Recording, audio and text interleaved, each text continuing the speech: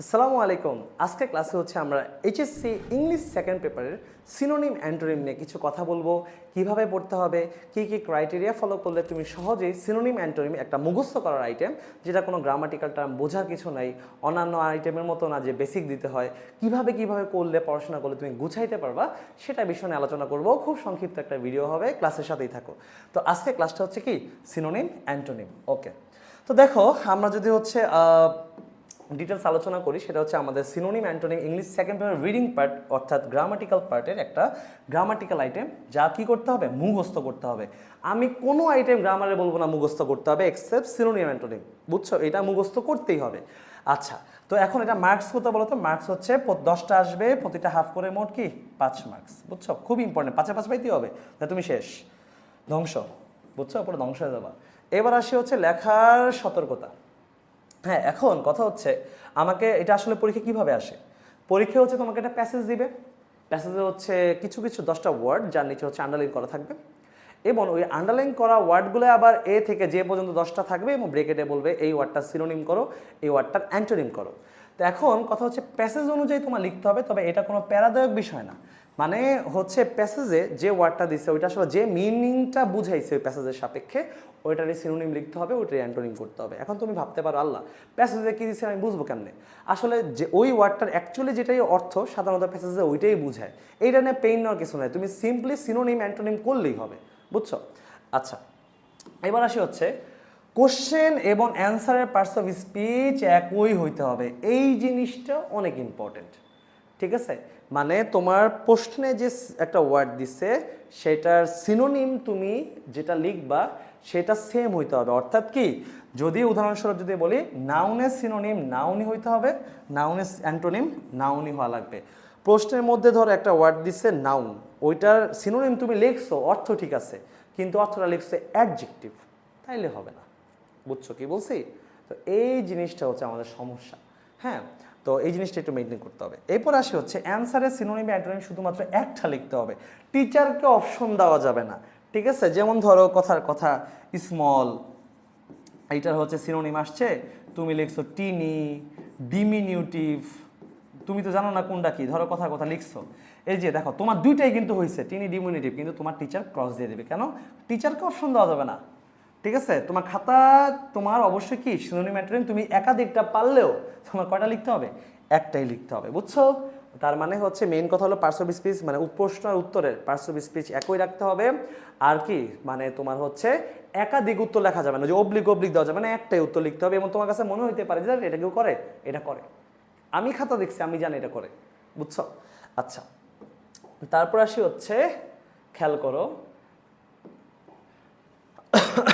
কোশ্চেনের ওয়ার্ডটা যদি হচ্ছে ধরো প্রশ্নে যেভাবে আসছে ওটা যদি হচ্ছে ক্যাপিটাল লেটার দিয়ে শুরু করতে হয়, তাহলে তোমার অ্যান্সারটাও ক্যাপিটাল লেটার দিয়ে হবে।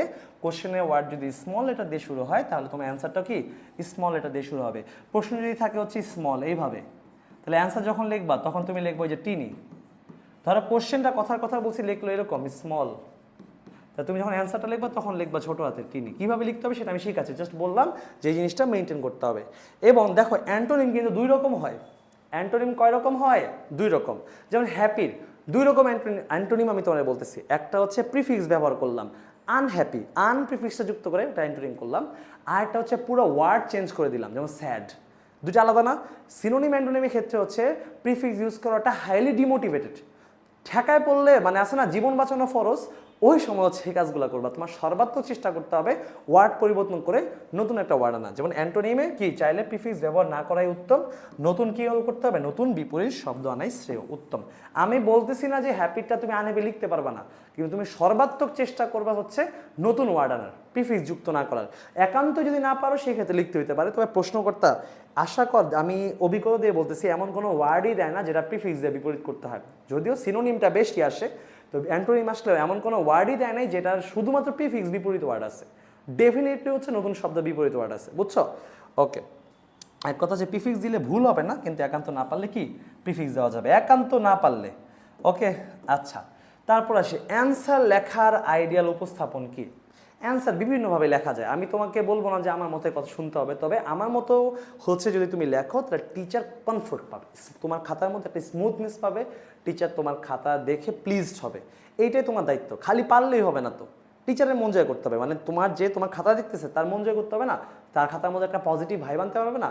আমরা যেমন যে কোনো একটা অনুষ্ঠান, ধরো একটা পার্টিতে তুমি গেছো, একটা জন্মদিনের পার্টি বা হচ্ছে বিয়েতে তুমি গেছো, তুমি একটা ছেঁড়া মানে তোমার ঘরের টি শার্টটা পরে তুমি কেন যাও না, ঘরের হচ্ছে একটা ড্রেস পরে তুমি কেন যাও না, কারণ টিপটপ ভাবে কেন যাও, ব্লেজার কমপ্লিট স্যুট পরলা, মেয়েরা শাড়ি পরলা, কেন যাও, কারণ বা খুব ভালো অর্নামেন্টস তুমি পরলা, কারণ তুমি চাও যে তোমার প্রেজেন্টেশনটা যেন সুন্দর হয়।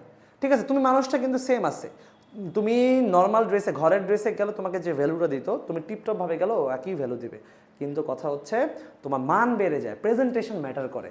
তো সেম জিনিসটাই হচ্ছে কি এইখানেও, যে কি অ্যান্সার আসলে বিভিন্নভাবে লেখা যায়, যেমন ধরো ডিরেক্ট শুধু অ্যান্সার, যেমন ধরো তুমি লিখলা অ্যান্সার অফ দি কোশ্চেন নং 1, তারপর কি এ, ধরো টিনি আসছে এইভাবে লিখলা টিনি, আবার শূন্য সমান সমান দিয়ে লেখা যায়, যেমন এ স্মল সমান সমান টিনি, এইভাবেও লেখা যায়।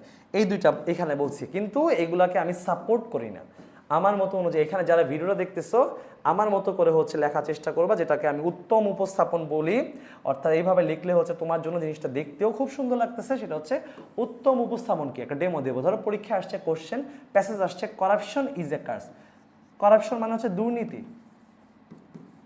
আর কার্স মানে হচ্ছে অভিশাপ। ধরো এটা প্যাসেজ, একটা প্যাসেজের একটা লাইন, পরীক্ষা এইভাবে কোশ্চেনে আসছে কার্স এবং অ্যান্টোনিম লেখো, দেখো সিটা কিন্তু বড় হাতের, তুমি পরীক্ষা কিভাবে লিখবা সুন্দর মতো অ্যান্সার টু দি কোশ্চেন নং 1, তারপর লিখলা এ কার্স, সিটা বড় হাতের দিলা, তারপর ব্রেকেটে সুন্দর মতো অ্যান্টোনিম লিখলা।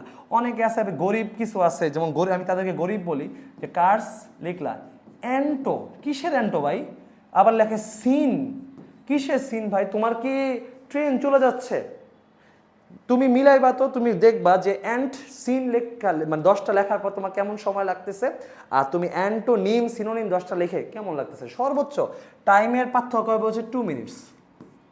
অবশ্যই এই জন্য কি সুন্দর মতো লিখবা সিনোনিম অ্যান্টোনিম বারানটা, ওই যে বললি সবসময় মিলিয়নিয়ার লিখতে গিয়ে যেন মিলন না হয়ে যায়, বুঝছো, তো অ্যান্টোনিম লিখতে গিয়ে যেন অ্যান্টোমেন্টো হয়ে না হয়ে যায়, সুন্দর মতো হচ্ছে বারানটা একটু দেখবা। তারপর ধরো এই যে কার্স, একটা ব্রেকেটে অ্যান্টোনিম লিখলে একটা তীর চিহ্ন দিবা, তারপর সুন্দর মতো একটা বিপরীত লিখলাম ব্লেজিং, ব্লেজিং মানে হচ্ছে আশীর্বাদ, বুঝছো, এই হচ্ছে আমার লেখার সঠিক পদ্ধতি, এইভাবে হচ্ছে তুমি সিনোনিম অ্যান্টোনিমটা লিখবা, আশা করি বুঝছো। তো এবার আসি যে যেহেতু এটা মুখস্থ করার একটা ব্যাপার, কিভাবে পড়বো, আসলে কি জানো তোমাকে আমি বলি, মুখস্থ করার না 8-10টা কৌশল চিন্তা করবে না, মুখস্থ করার কৌশল আমি তোমাদের বলে দিব, সমস্যা নাই যদি আমাকে কেউ ইনবক্স করো, কিন্তু মুখস্থ করার কৌশলই হচ্ছে মুখস্থ করা, একাধিকবার পড়া, একাধিকবার পড়া, একাধিকবার পড়া, প্র্যাকটিস প্র্যাকটিস প্র্যাকটিস, সেটা মুখস্থ করার বিষয় হোক বা হচ্ছে রুলসের বিষয় হোক। আমি আমার ক্লাসের স্টুডেন্টদের একটা কথা বলছিলাম যে ব্রুস লি, হ্যাঁ বিখ্যাত ওয়ার্ল্ডের এখন সে নাই মারা গেছে, ওয়ার্ল্ডের এখন পর্যন্ত সেরা মার্শাল আর্টিস্ট, সে ক্যারাটি করতো, কুনফু ক্যারাটি। তো সে একটা চমৎকার কথা বলছিল, সে একটা কথা বলছিল যে আমি তারে ভয় পাই না যে একদিনে 1000টা মুভস, মানে এই যে এগুলো কিন্তু মুভস বলে, একদিনে আমি তাকে ভয় পাই না যে একদিনে 1000টা মুভস প্র্যাকটিস করে, আমি তাকে ভয় পাই যে একদিনে একটা মুভস 1000 বার প্র্যাকটিস করে। জিনিসটা বুঝছো না কথা মেনটেনটা, তার মানে কি প্র্যাকটিস প্র্যাকটিস প্র্যাকটিস, বারবার পড়ো বারবার পড়ো, তুমি জানো যে তোমার আর লাগবে না তাও পড়ো, 5 মিনিট বের করে পড়ো, মোবাইল না টিপে রিলস না দেখে পড়ো। তার মানে কি ব্রুস লির মতো বিখ্যাত লোক ওয়ার্ল্ডে এত ফেমাস হয়েছে কেন, এই আইডিওলজির জন্য, যে যে এক জিনিস বারবার প্র্যাকটিস করতেছে এক মুভ, তারে সে ভয় পাচ্ছে। তার মানে তুমি যখন একটা জিনিস বারবার প্র্যাকটিস করবা, তোমার তো এটা ভুলবাই না, মুখস্থ আবার ভুলে কীভাবে, বেসিক রুলস ভুলে কীভাবে, কারণ তার মানে কি তুমি প্র্যাকটিস করো না, তোমার ব্রেন তো ডাল না, আল্লাহ সবাইকে সমান মেধা দিয়ে বানাইছে, পরিশ্রম প্র্যাকটিসের কারণে তুমি এই জিনিসগুলো তোমার ডাউন হয়ে যাচ্ছে, বুঝছো কি বলছি, তার মানে প্র্যাকটিস প্র্যাকটিস অ্যান্ড প্র্যাকটিস। চলো, তো পড়ার কৌশলটা কি, স্টাডি সিকোয়েন্সটা কি, স্টাডি সিকোয়েন্স হচ্ছে প্রথমে সিনোনিম অ্যান্টোনিম পড়ার সময় বোর্ড প্র্যাকটিস করতে হবে, বোর্ড প্র্যাকটিসটা কি 2016 থেকে হচ্ছে শুরু করে শেষ পর্যন্ত, তোমার যদি 2026 হয়, যদি তোমার 2027 ব্যাচ হও, ভবিষ্যতে 28 ব্যাচ হও, যেই হোক একদম শেষ সাল পর্যন্ত পড়বা, তোমার বইয়ে গাইডে থাকা শেষ সাল পর্যন্ত পড়বা, শুরু করবা 2016 সাল থেকে, প্রথমে 16 সাল থেকে 2026, 27, 28-এর যাই হোক বোর্ড কোশ্চেন সলভ, ঠিক আছে, সিনোনিম অ্যান্টোনিমে বিগত বছরগুলোর, দেন ওটা পড়া শেষ। এরপর আসি ইংলিশ ফর টুডে বইয়ের অল ভোকাবুলারি, তোমাকে যদি একটা ভালো ইংলিশ টিচার তোমার থাকে, তাহলে সে তোমার প্রতিটা প্যাসেজ থেকে কম হলো 40 থেকে 50টা ওয়ার্ডের অর্থ সিনোনিম অ্যান্টোনিম পড়াই দিবে, যেটা আমি নিজে করি, আমি হচ্ছে লাইন বাই লাইন বাংলা অর্থ পড়াই দিই এবং প্যাসেজগুলোর হচ্ছে সিনোনিম অ্যান্টোনিম শিট দেই না, লেখাই দিই, যেন ওর স্পেলিং মিস্টেক সহ না হয়। কারণ সিনোনিম অ্যান্টোনিম তুমি পারো, ধরো স্মলের সিনোনিম হচ্ছে ডিমিউনিটিভ, তুমি ডিমিউনিটিভের জায়গায় ডিম লেখা দিছো, মিনিট লেখা দিছো, তাহলে তো হবে না। স্পেলিং সম্পর্ক জানতে হবে। তো আমাদের এরকমও দেখা গেছে প্রিভিয়াস ইয়ারের কোশ্চেন ঘেটে যে ইংলিশ সেকেন্ড পেপারে সিনোনিম অ্যান্টোনিম ইংলিশ ফার্স্ট পেপারের প্যাসেজ থেকে আসছে। বা তুমি যদি 20টা প্যাসেজের 50টা করে 40টা করে ওয়ার্ড শেখো, সিনোনিম অ্যান্টোনিম শেখো ইংলিশ ফরওয়ার্ডের, তোমার দিন শেষে 2000 সিনোনিম অ্যান্টোনিম তোমার ভিতরে সহজেই গেঁথে গেছে, ওইখান থেকেও কমন পড়বে। তার মানে হচ্ছে ইংলিশ সেকেন্ড পেপারে বোর্ড কোশ্চেন সলভের পর ইংলিশ ফার্স্ট পেপারের প্রতিটা প্যাসেজের ভোকাবুলারি সিনোনিম অ্যান্টোনিমে পড়তে হবে। শেষ। এরপরে আসি হচ্ছে তোমার এগুলো হচ্ছে মানে মাস্ট, এগুলো কোনো শর্টকাট নাই, এগুলো হচ্ছে মাস্ট। তারপরে যদি you have sufficient time to study, তাহলে কি প্রিভিয়াস কলেজে কোশ্চেন সলভ করবা, যেমন বিভিন্ন cadet college, Notre Dame college, Holy Cross, এরকম। আচ্ছা, এইটার পরও তোমার হাতে সাফিসিয়েন্ট টাইম আছে, তাহলে পার্সোনাল ভোকাবুলারি বুক পড়বা, ঠিক আছে? এইটা আমি রেফারেন্স দিলাম না, এক একজনের এক একটা বই থাকে।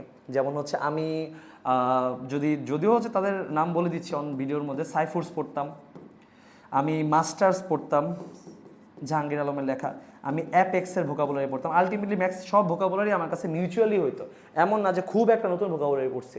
এই বইগুলো থেকে হচ্ছে আমি ভোকাবুলারি পড়ছি। তোমার যদি আলাদা কোনো ভোকাবুলারি বই থাকে তোমার নির্দিষ্ট কোচিং সেন্টারে, সেখান থেকে পড়তে পারো। ঈশান্স ইংলিশ কেয়ারের ভোকাবুলারি শিট আছে, ওইখান থেকে পড়তে পারো, ওইখান থেকে পিডিএফ নিতে পারো, ঠিক আছে? তো এই আর কি। তো মেইন কথা হচ্ছে এই তো আমাদের পার্সোনাল এই তুমি যদি দেখো আসলে না এত লাগে না, তুমি যদি এত কিছু পড়ো তুমি তো জাহাজ হয়ে যাবা, ভোকাবুলারি জাহাজ হয়ে যাবা, জাহাজ না এরোপ্লেন হয়ে যাবা, প্লেন রকেট হয়ে যাবা। এত পেশানো দরকার নেই, এই সিকোয়েন্সটা ফলো করবা। এত শুধু যদি বোর্ড প্র্যাকটিস ইফুট করতে পারো ওকে, এই পর্যন্তই। যদি এরপর তোমার হাতে সময় থাকে তবে আমি এই দুইটাকে মাস্ট বলবো, তারপর যদি হাতে সময় থাকে তাহলে হচ্ছে এই দুইটা। তো আমরা আজকে জানলাম সিনোনিম অ্যান্টোনিম বেসিক সম্পর্কে, তারপর কিভাবে হচ্ছে লিখতে হবে সেটাও জানলাম, এবং কিভাবে পড়তে হবে সেটাও জানলাম, ঠিক আছে? তো তোমাকে শেষে আমি একটা জিনিসই দিতে পারি, সেটা হচ্ছে থ্যাংক ইউ। কুইক টেস্টের সাথেই থাকো, আবার দেখা হবে অন্য কোনো একটা ভিডিও নিয়ে। আসসালামু আলাইকুম।